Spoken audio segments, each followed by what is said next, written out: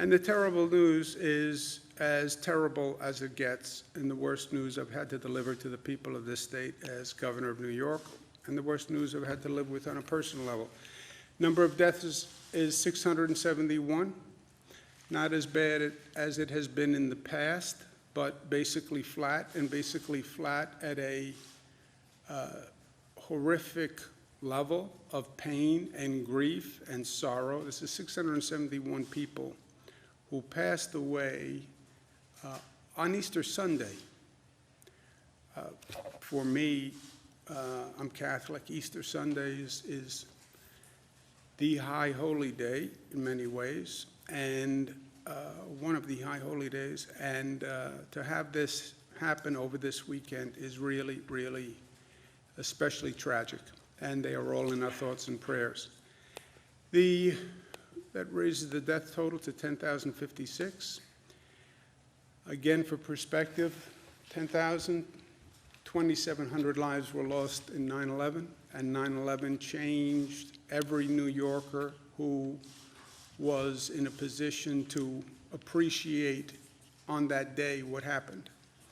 And the number of lives lost was horrific after 9/11, and the grief was horrific.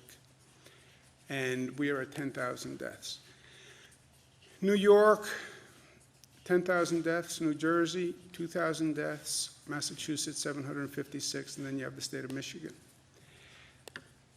Why New York? Why are we seeing this level of infection? Well, why cities across the country? It's very simple. It's about density. It's about the number of people in a small geographic location, allowing that virus to spread, and that virus is very good at what it does. It is a killer.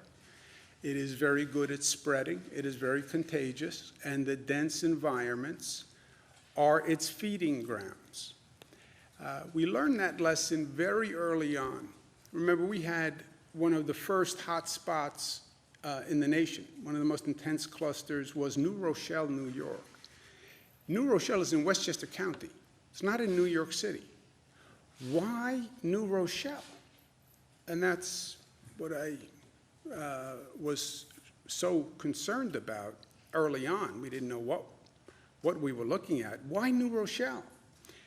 Because in New Rochelle, one person or two people who were infected were in dense gatherings with hundreds of people, and it spread like wildfire.